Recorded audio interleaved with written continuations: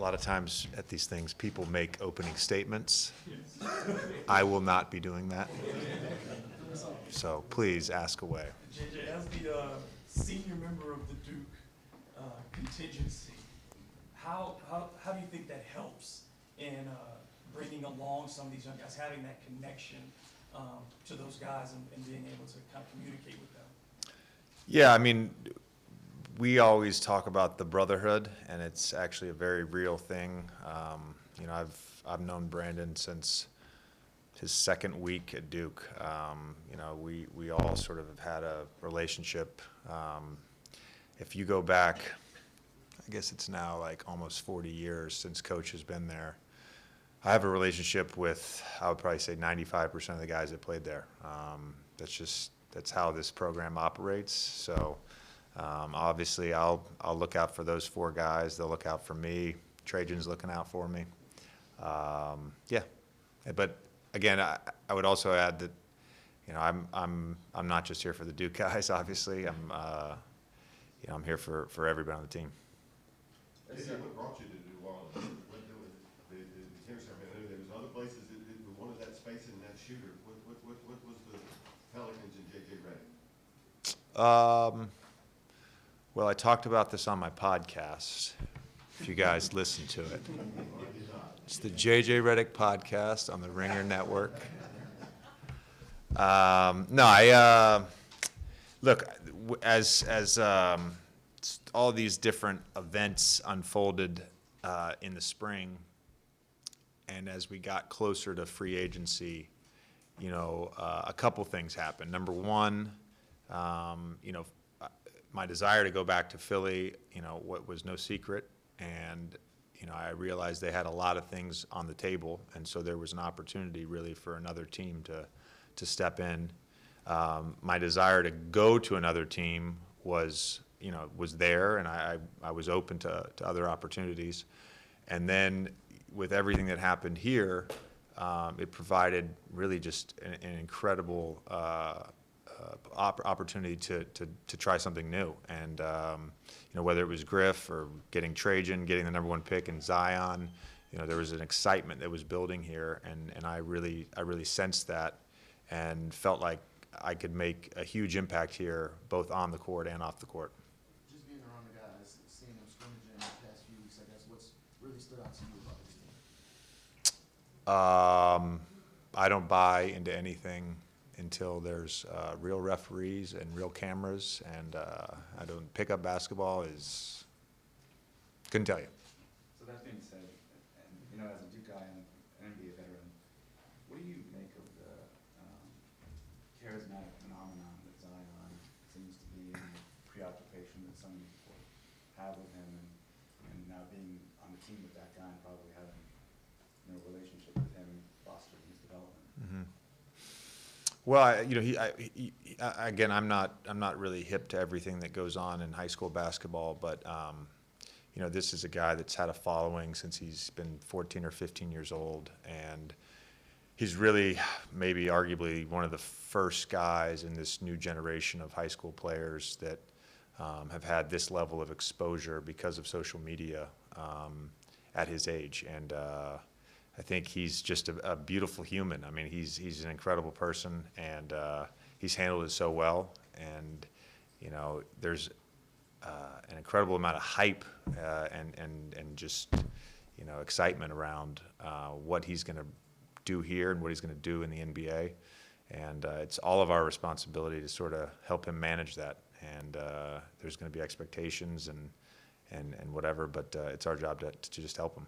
JJ, you've been so close to getting to that ultimate goal, whether it be with the Clippers or the Sixers. What's the realistic goal here, considering that it's a team in transition, but there is a lot of talent here, young and veteran? Maybe that's a better question for Griff and Trajan. I don't know. No, I expect us to make the playoffs. I expect us to try to make the playoffs. When I talked with Griff and Trajan during free agency, there was a desire to win games, to try to win games. So that's the expectation.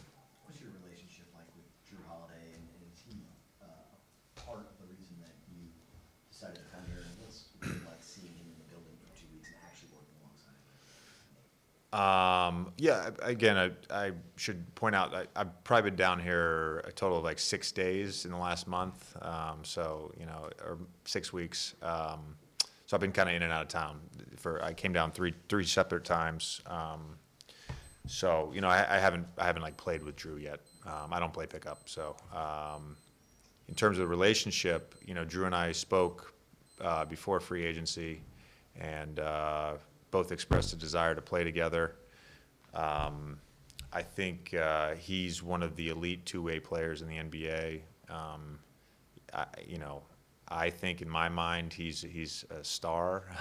You know, you can argue what the definition of that is, but he's really one of the elite players in the NBA, and somebody from a distance that I've always appreciated, not just for his skill level, but for his approach to the game and for being a great teammate. I've had a bunch of guys that have played with him either in Philly or here and have said wonderful things about him.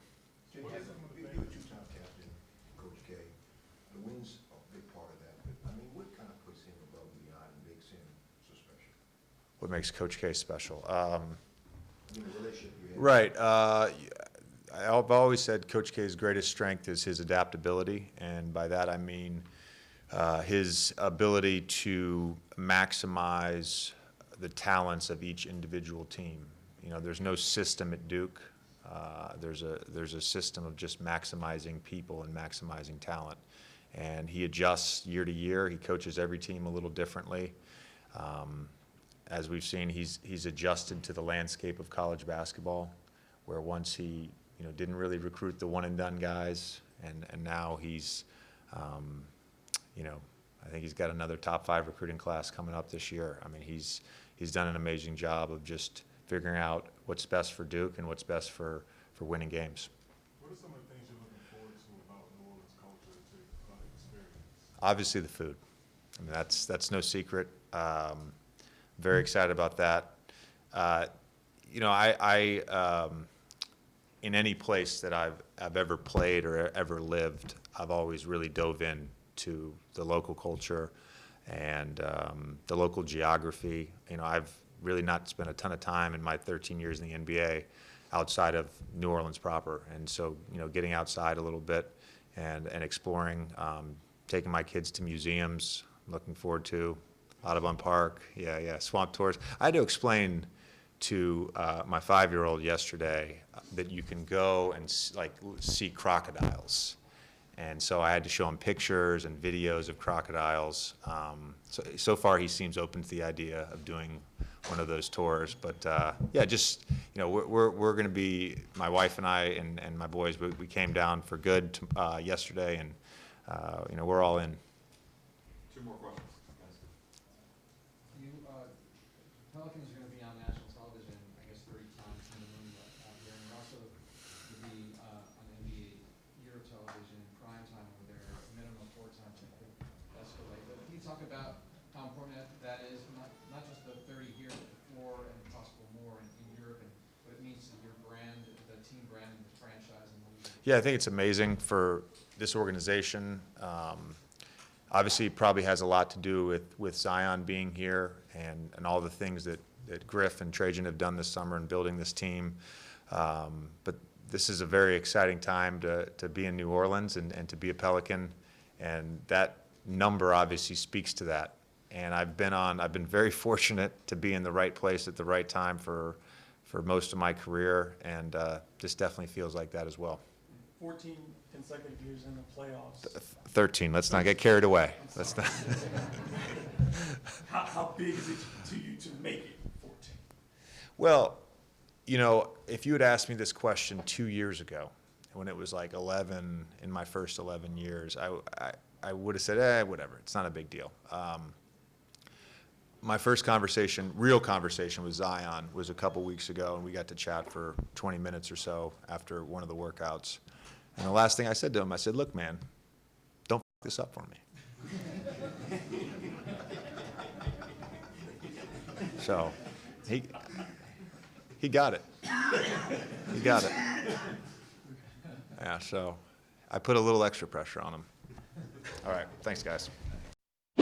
Thank Thanks for watching ESPN on YouTube. For more sports highlights and analysis, be sure to download the ESPN app. And for live streaming sports and premium content, subscribe to ESPN+.